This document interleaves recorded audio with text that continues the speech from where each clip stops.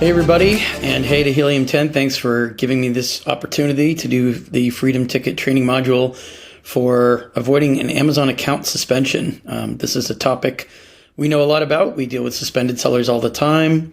We manage their reinstatement strategy, write reinstatement appeals, and of course we understand how listing suspensions can result in an account suspension. And that's why I'm focused on managing your account health. And of course, if you have to write appeals, we'll be touching on that at the end.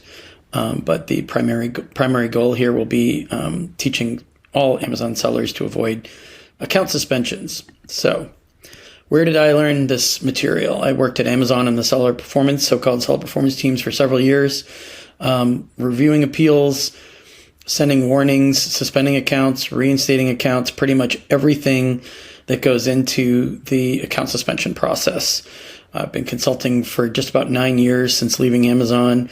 We've been helping sellers get reinstated. Just about everybody we work with gets reinstated. And that's one reason why Helium wanted us to give the training module for this particular course.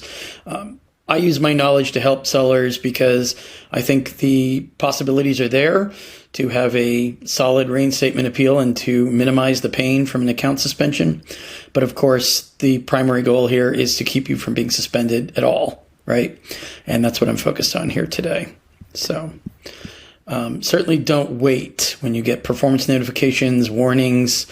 Amazon's telling you to review your account, review certain listings. If you wait too long, it might be too late. You start getting calls from account health talking about how you need a plan of action or an appeal just to keep your account active. If they don't like your appeal, they would suspend you at that point. You wouldn't have any live listings, your money would be frozen, and your FBA inventory, of course, would be frozen as well until you get that appeal accepted and the account reinstated. So proactively monitoring Amazon account health and your dashboard is really important. What is account protection all about? Certainly understanding the seller performance teams and their investigator perspectives, the kinds of data they're looking at, the kinds of data compliance teams are chugging through, or intellectual property / notice infringement teams. Lots of different internal teams you have to think about when you're selling on Amazon. Certainly creating an SOP, a standard operating procedure, is important because you want to have steps that you can take to be proactive and preemptive and to keep the seller performance teams, my former teams, away from your door, right? You don't want them reviewing your account too many times. The more times they touch your account, the more likely they are to ponder whether or not you need to be suspended or asked for an appeal to keep your account from being suspended. And of course, we're going to talk a lot today about effective communication with Amazon. I understand that Amazon sellers struggle to understand Amazon's communication with them sometimes. There's a lot of generic language, a lot of generic copy and paste type templates. Unfortunately, your communication back to them has to be 10 times stronger than their communication to you. That's just kind of the rules of the game right now. But it's one of the things we'll be talking about. So setting things up right the first time you're a small or medium-sized brand owner, maybe just starting to work with new manufacturers, make sure you have a good relationship with them, communication and otherwise, good quality control, expert knowledge of your own products, expert knowledge of their operations. You get the trademark registered, your IP is all locked in, trademarks, copyrights, patents. You're in brand registry after having registered your trademark, and you're prepared to sell on Amazon. You've done all of those steps before you even create live listings or detail pages. You want to set up a process as well for proactively auditing your listings and understanding what the listing policies are and making sure that you're not making unsubstantiated claims, including language in your listings that doesn't belong there, per Amazon policy or per laws, local and federal laws. So those are some steps to think about. Who you need to hire if you don't know these things, or do you have employees in-house that understand what needs to go into your listing review process? Lots of risky practices. Many Amazon sellers, even new ones, are aware of the problems that could come up if they don't follow policies, if they break rules. I understand there are a lot of sellers out there who might be breaking some rules and getting away with it. They might even be some of your competitors. Two wrongs don't make a right. You don't want to copy them and get yourself into trouble by selling expired products that are unfit for the platform, hiring black hat services that tell you that they comply with Amazon's terms of service, but don't. You want to have some processes to scrutinize what they're doing for you and how they're doing it. You don't want to turn a blind eye after you pay them. You don't want to be doing crazy ASIN merges. This is just a short list of the types of things we see for sellers who get code of conduct suspensions, reviews abuse, people trying to pad their positive reviews, or even leaving negative reviews for competitors. You don't want to touch any of this stuff anymore. We know, again, that there are services out there pushing these types of tactics and practices. Don't fall prey to false claims. And also intellectual property wise, don't make false allegations against competitors for rights ownership claims that are baseless. You could lose your brand registry. You could lose your whole account if Amazon catches on to that.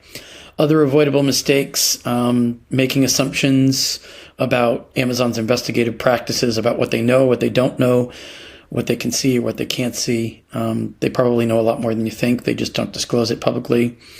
And making excuses during the appeals process. If you have to appeal an ASIN or a listing, blaming others is generally not going to go over well. They want you to take responsibility for things that you could have prevented before they were sizing you up for an account suspension.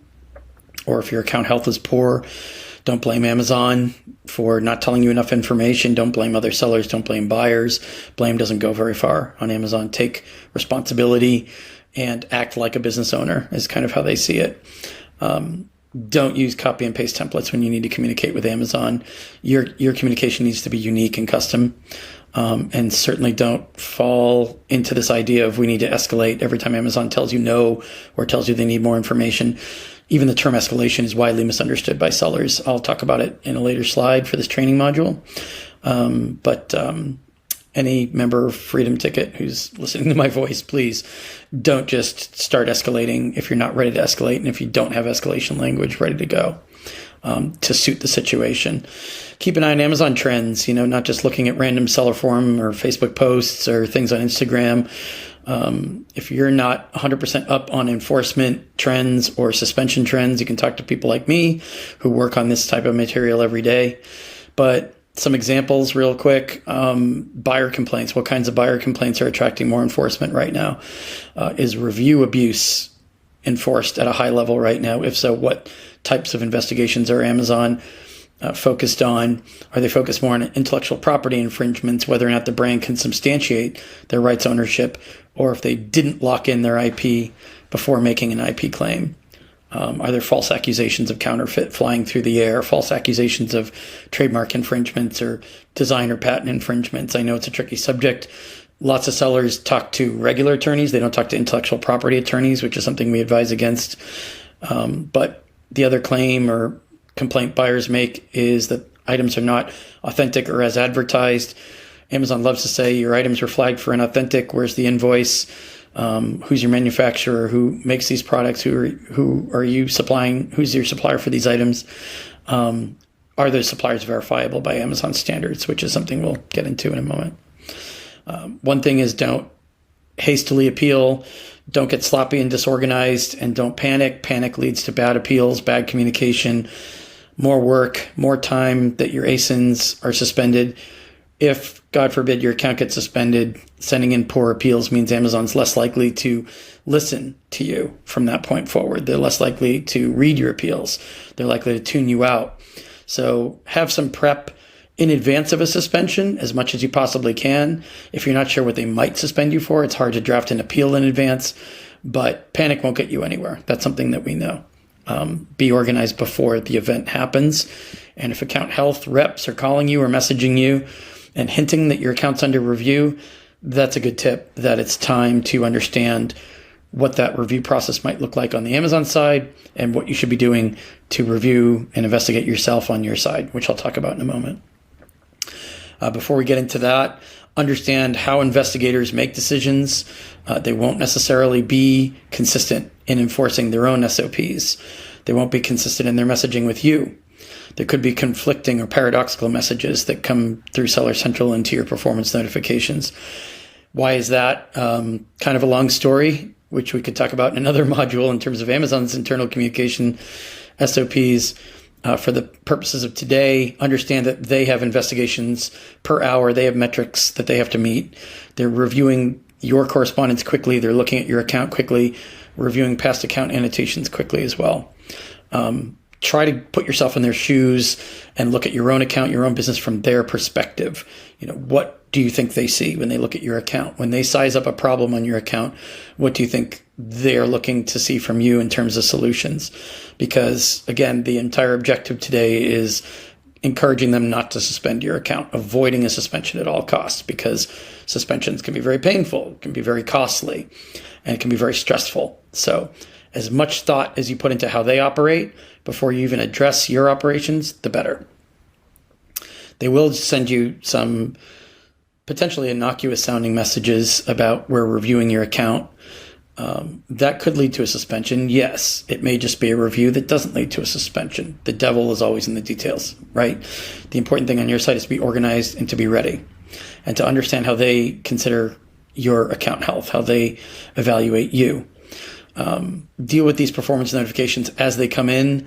Don't hastily appeal, but also don't wait and stay stuck analyzing the situation. You eventually do have to appeal if they've asked you for an appeal on the ASIN level, let's say, or if they send you a policy warning. You have to know the nature of the infraction, the types of language that they're looking for, the types of material they want in your appeal.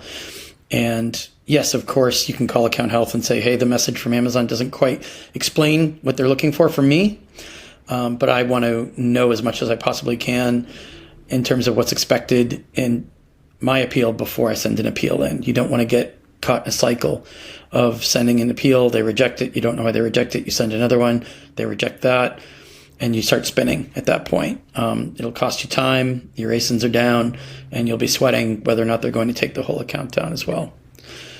Don't have a knee-jerk reaction that your competitors are taking shots at you the second you get buyer complaints, the second you get a warning. Don't assume you're being attacked.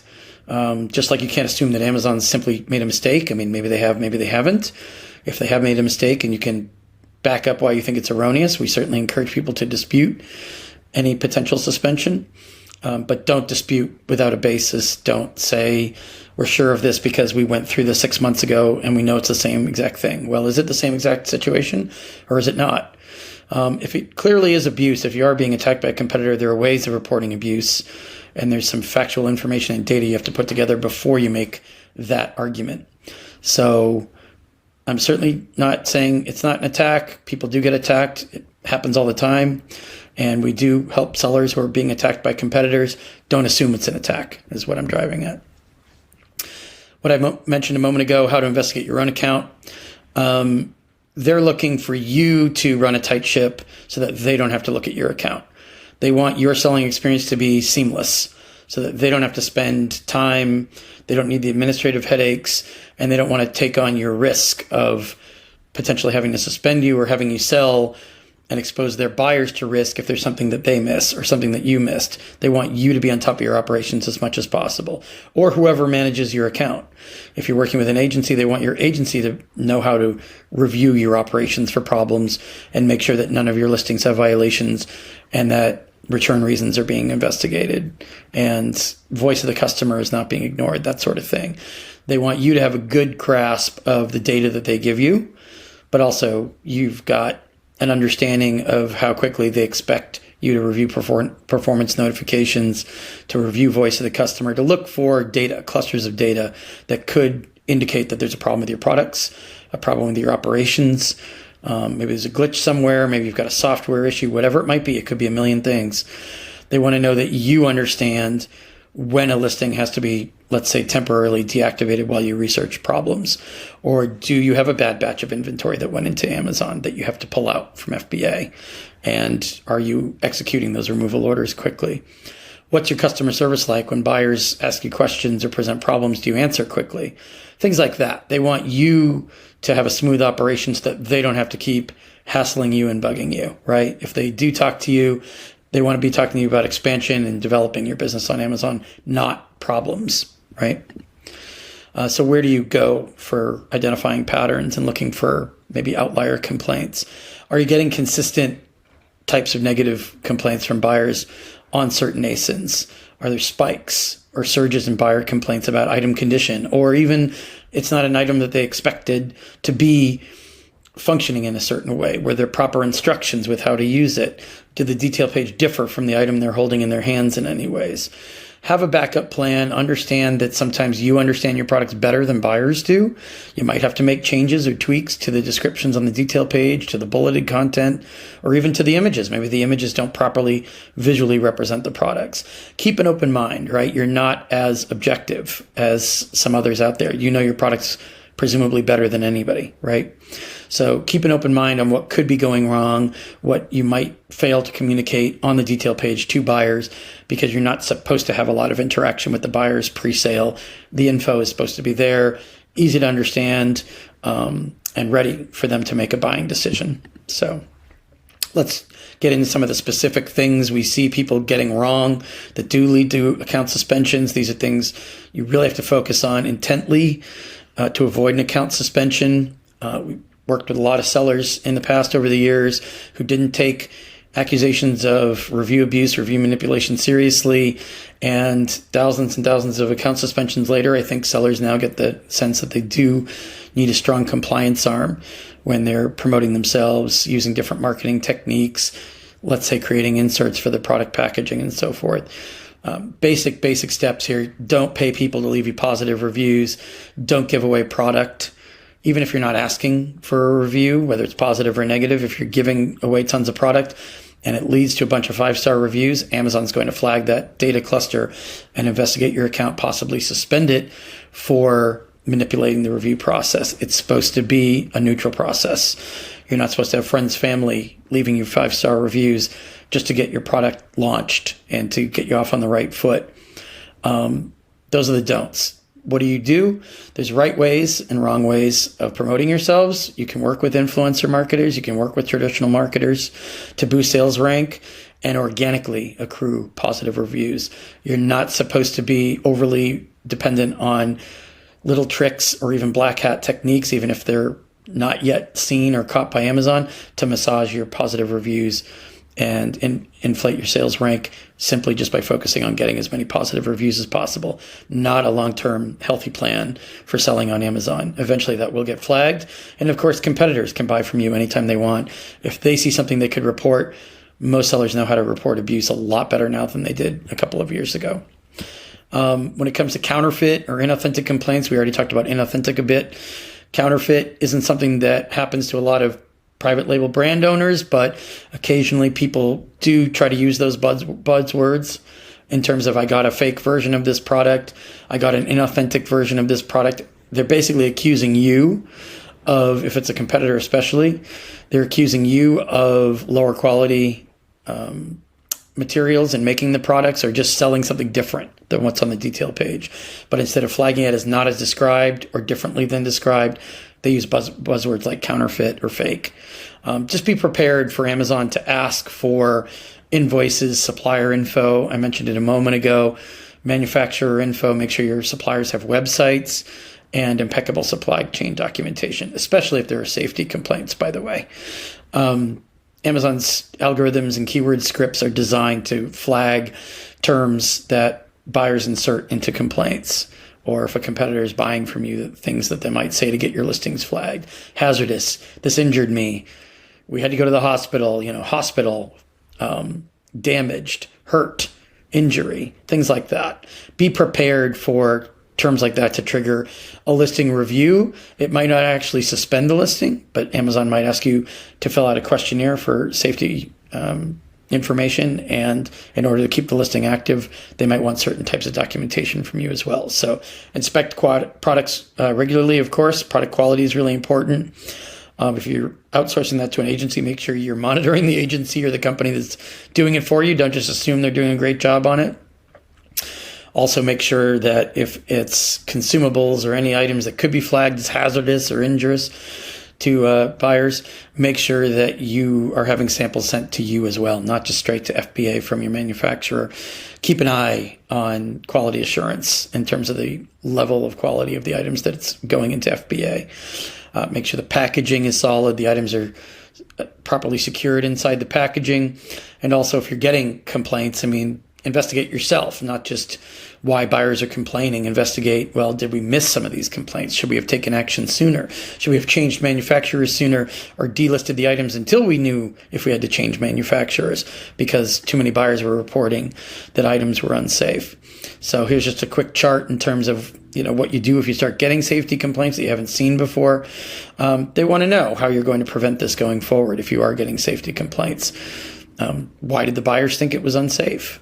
Is it a legitimate complaint? Don't assume it's not. Don't assume it's an attack.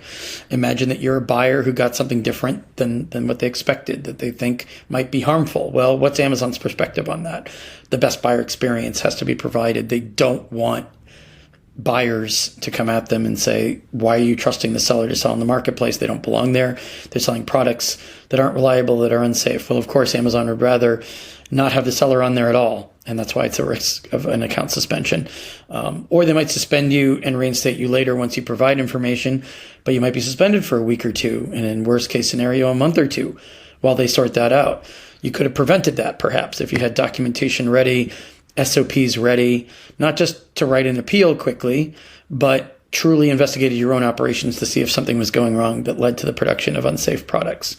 And so while we're talking about your products, are you sourcing from a reliable manufacturer? Talked about that a little bit. How confident are you in the authenticity of the goods, in the integrity of those goods? Does the reliability of those goods go down? Is it inconsistent? Do you sometimes get a good batch, sometimes get a bad batch from the supplier? What are your quality control measures? Could they be improved? Could they be upgraded?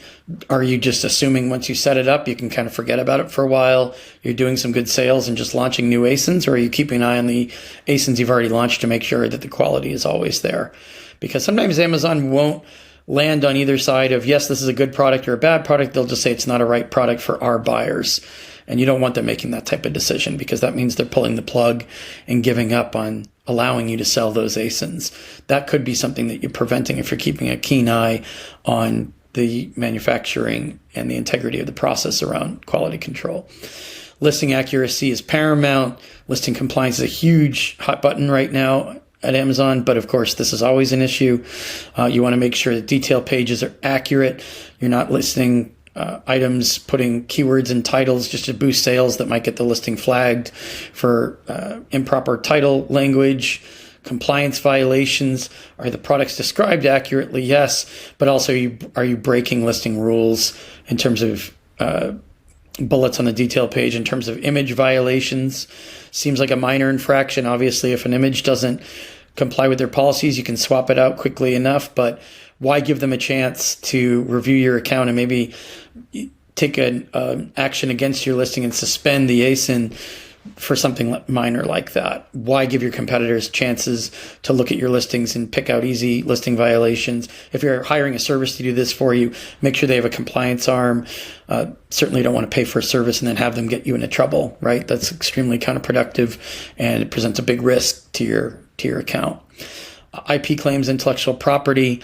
Again, we recommend that you work with intellectual property attorneys, not general attorneys. Whether or not it's the attorney that helped you register a trademark or gave you a patent or design assessment, helped you register copyrights, whatever it might be, you're going to need attorneys to get you set up, sure, but somebody could be infringing on your rights to ownership. You have to know the right ways and wrong ways to report that to Amazon. We know there are brand protection agencies out there and some attorneys out there that are helping sellers make fake IP complaints. Again, those could get your brand registry revoked, which means you'll lose access to A+ content. And of course, you need brand registry for all sorts of reasons to protect your brand on Amazon. Some sellers are getting their entire accounts suspended because they're making too many unsubstantiated IP claims. If you need to look into the transparency program to try to eliminate counterfeiters from selling on your listings, then by all means do so. By all means, get test buys when you're reporting counterfeit. We're not saying be afraid to report counterfeit. But make sure you have proof and evidence. Don't make unsubstantiated or outlandish claims that you can't back up. In terms of your operations, are you storing your products well? What is your quality control process like? Do you have picking and packing teams that aren't paying much attention, and items are getting damaged when they're putting them into packaging? Is the packaging itself robust enough to secure the item on its way to FBA or on its way to buyers? What about your software? What about automation tools? Do you plan for outages? Are there people on weekend duty if you have something go wrong and software fails you over the weekend? Is there an alert that's triggered and somebody that addresses it right away so it doesn't just come up on Monday morning? Training, oversight of operations, having compliance teams in place, having oversight and monitoring your operations is something that Amazon expects you to do because buyers could be put at risk if you're not running a tight ship. And Amazon doesn't want to take the fall for that and get complaints for that. They want you to make sure that you understand Amazon standards for sellers. And of course, Black Hat consultants, this is a topic that comes up quite a bit. Story for another module, perhaps, in terms of some of the crazy things going on out there. You can't just say, well, we hired this service and we had no idea what they were doing on our behalf. Amazon doesn't want to hear that. I'm pretty sure other sellers don't want to hear it. Make sure that you know where your money is going.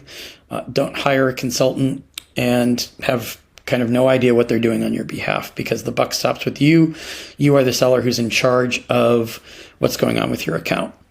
Be aware of what consultants are doing. Some of them aren't playing by the rules or aren't following the law.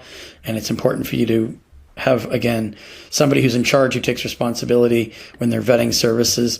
Otherwise, you might get messages like this. We've had clients come in saying that they were paying a service that damaged another seller. I'll give you a minute to absorb and read through this message.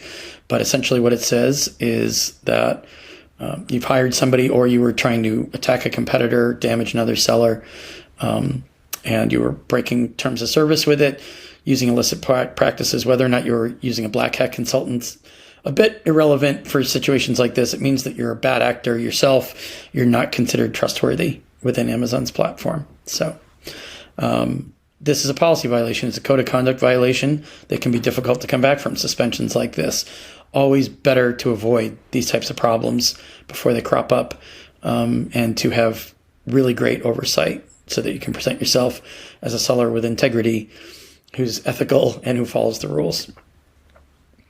There's all kinds of other messages. Here's another one. Amazon sends this out to a lot of people, sometimes in error, about potentially deceptive, fraudulent, illicit, or illegal activity. Again, code of conduct violations.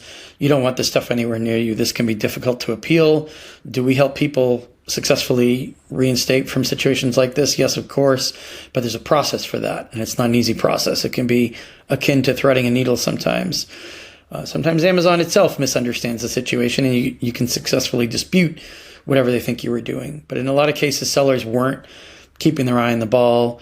They weren't closely monitoring their operations, and they had employees maybe doing things they weren't aware of, or third-party services that were doing things on their behalf they didn't know about, and they probably could have picked up on it and stopped it sooner. Same thing with documentation. You really have to understand what Amazon's expectations are, the same way you would when they monitor your behavior as a seller. Storing invoices, making sure that you're not scrambling when they ask you for an invoice. Make sure you have it on hand, ready to go and handy. Are your suppliers easily verifiable? What do their websites look like? Documentation for your trademark registration. If you're a brand registered agent, you're reselling another brand, do you have a letter of authorization from that brand? Impeccable supply chain documentation is a must with Amazon right now. They don't accept a lot of excuses for why your supplier might not have a website, or why your invoices might be missing certain details like quantities or dates, or your address, their address, part number, SKU number, product description. Unprofessional looking invoices are almost always rejected right now. And incomplete information about how they can review who your supplier is and how to get in touch with them, those things are what get invoices rejected right now. So you have to make sure that you're not making assumptions that whatever your documentation was in the past will be acceptable going forward, because that's not really how it works. We see appeals rejected and invoices rejected all the time simply because Amazon didn't consider the documentation or the supplier verifiable. You don't want that to be a headache for you that results in more appeals, more time lost when an ASIN gets suspended. You certainly don't want your whole account suspended simply because you didn't have the documentation ready to go. In terms of listing accuracy, mentioned this a bit earlier in terms of if you hire an agency, make sure they have compliance teams or departments that will understand Amazon's listing rules and make sure they're not breaking them on your behalf. Making sure they have a GS1 prefix that matches the information in the title, manufacturer, and brand fields. That seems basic, but a lot of people are still using resold UPCs that don't match what GS1 has in their database. Again, another silly reason to get suspended. That's something you can easily double check in advance, as all listing rules can be double checked in advance before you go live with the listing. If you're not sure whether or not something complies or not, then don't go live with that listing until you're 100% sure. And don't assume that every service, like let's say listing optimization that you use, understands the compliance rules 100%. Double check that they understand compliance. Don't assume. ASIN variations is a hot topic. A lot of sellers tell us that they understand the variation policies and then show us their flat files or show us their variations. Most of the time, those are incorrect and they were properly flagged by Amazon. And we've seen those sellers appealing and disputing the suspension because they thought that they had their variations correct. I've put a few things here in terms of variation themes, making sure that you're not confusing quantity with things like size and color.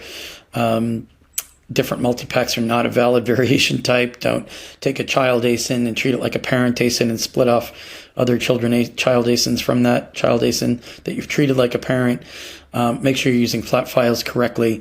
There's a longer list of how to do ASIN variations correctly. Just one word of caution, make sure you're not relying on seller support to tell you how to do this stuff. We've seen them give bad advice, incorrect advice.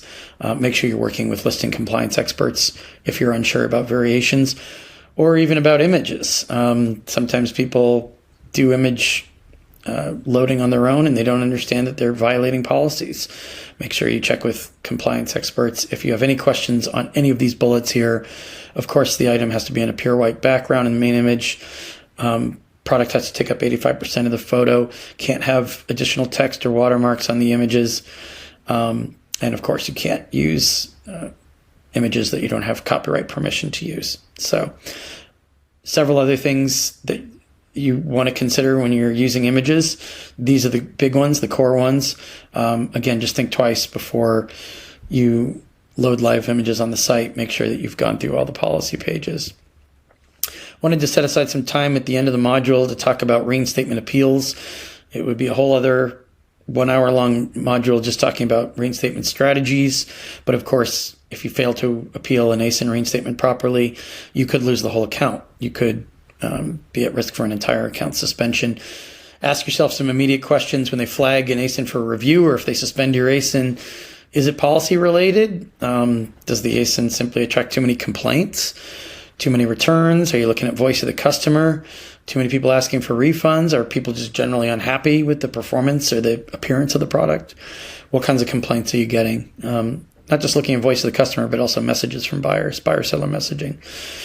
Is it an intellectual property issue? Is somebody else saying you're violating or infringing upon their rights, and that's why your ASIN was flagged for review or suspended?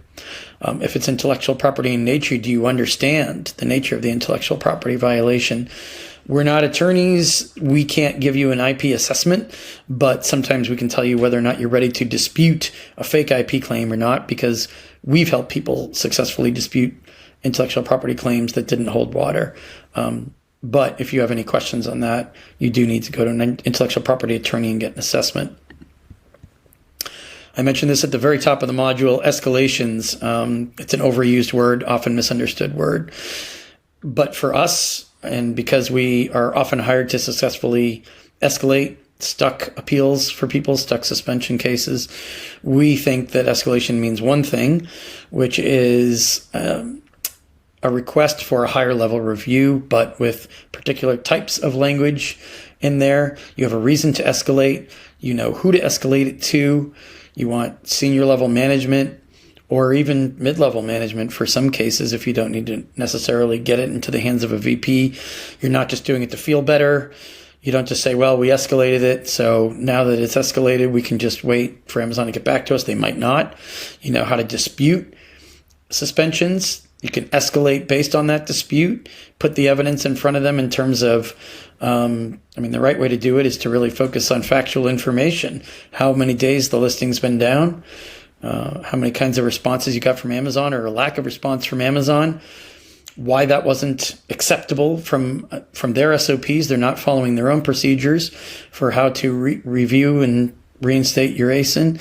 And you need somebody else to look at it, maybe somebody a higher level within Seller Performance or somebody on a different team to look at it, because the team that's responsible for that appeal review isn't doing the work, isn't taking action, is letting you down. Escalations can be justified, but they're not justifiable if you're doing it the wrong way. You're including a lot of emotion, making it too long, or even just saying, I would like to escalate this, and then putting the exact same copy and paste. Do not spam them with the same exact appeal and just saying, we want to escalate it at the top. That's not an escalation, and it won't be treated like an escalation, and it won't be treated with respect. So escalations for ASIN level appeals and account level appeals are often misunderstood. You do not need to stay stuck. Even if your escalation is ignored, even if you think you had a great escalation and it's being ignored, there's more than one way out of that. But don't spam them. Don't bang your head against the wall. Don't trust consultants who don't know what they're talking about, who don't work on this type of stuff on a regular basis. That's just creating more headaches. You're digging a deeper hole for yourself. And again, keep in mind Amazon's perspective on it, right? If they don't think you're professionally appealing it, if they think you're just winging it or guessing, throwing everything at the wall to see what sticks, they're not going to take you seriously. The less they take you seriously, the less likely it is to be accepted or resolved, or they might not even take time to review it. So there's lots of ways that sellers misunderstand ASIN appeals or even account level appeals and how to escalate them. If you have questions on that, ask your trusted Helium 10 advisors, of course.